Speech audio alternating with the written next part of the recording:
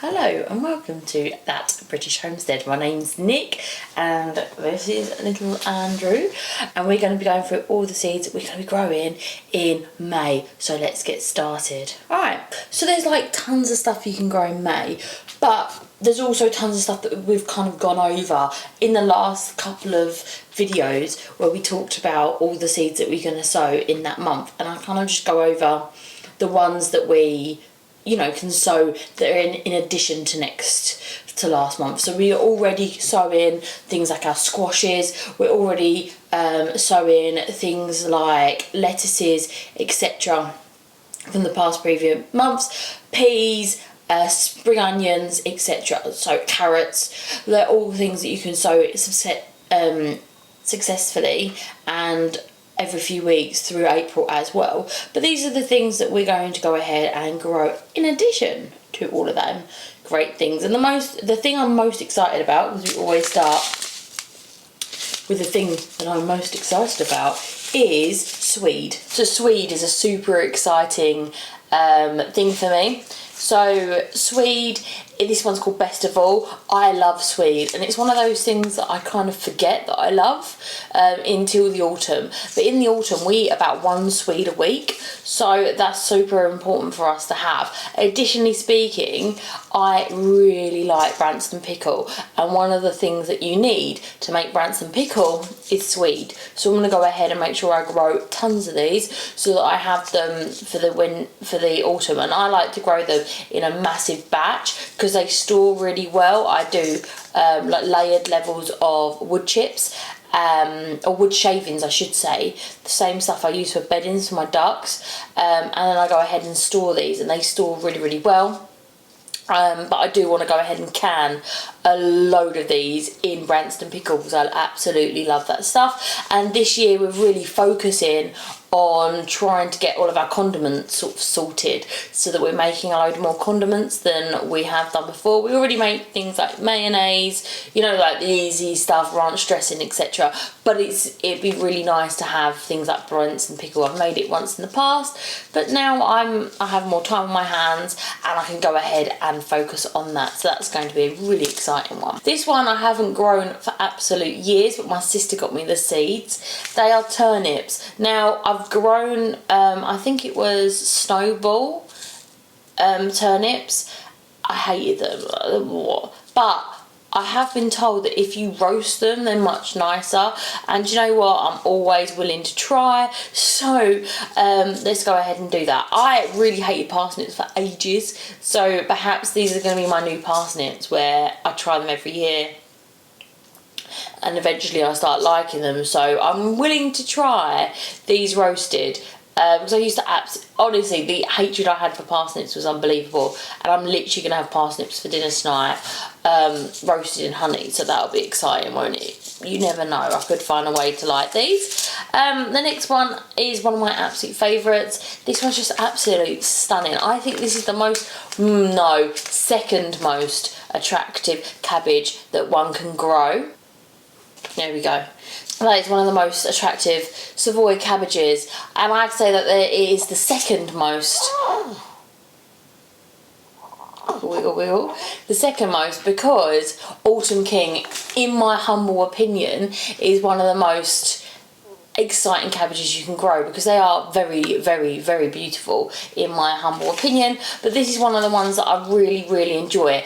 And additionally speaking, the harvest is in the Hungry Gap, so December all the way until May. So it's really important for us to have these so that it fills that gap that we're going to have over the winter period.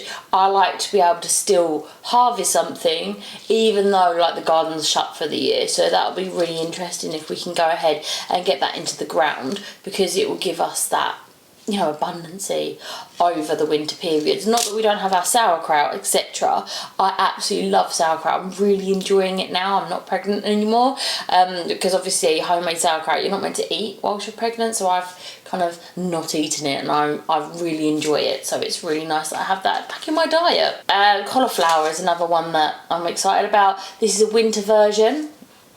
It's called Weshenier, which you can go ahead and sow this month for greenhouse and next month June for outside sowings, which will be really exciting. And once again, you're sowing this for a December and January harvest, which is like Christmas time, so you're sowing your Christmas dinner, which is exciting. Last but not least, there's a summer cabbage here. This summer cabbage is, oh my goodness, it's called Cordier Blue Grosso. It's probably pronounced way nicer than what I can do, but look, it is 100% tempeh, which is exciting. You sow it now for a September harvest, and I like to have a staggered sort of income of the cabbages. I like to have quite a few coming in at the same time as well, like so we can make our sauerkraut. I really enjoy having a big jar of that to eat on. I'm probably the only one who really likes it though, so that means more for me. Onwards and upwards. One thing that we did really well last year was beetroots, and I really like beetroot in salads and stuff like that mixed in. I think that they're full of vitamins and minerals, as we all know.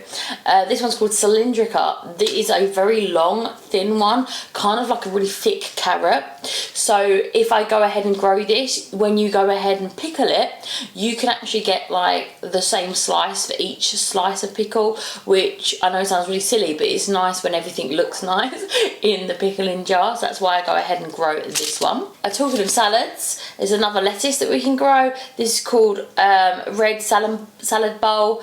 It is a nice variety.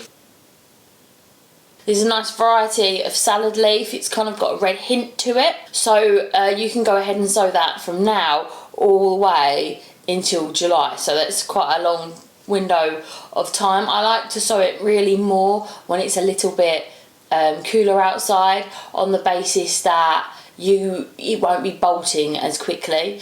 We do eat quite a little bit of salad, especially in wraps and things like that. Really quick, easy meals, especially when you have kids. It's like guaranteed that they'll eat it. And so we like to have like a variety of different salad leaves just to make it look a little bit prettier. So we do go ahead and do that. Jasmine absolutely loves lettuce as well. She eats a lot of it.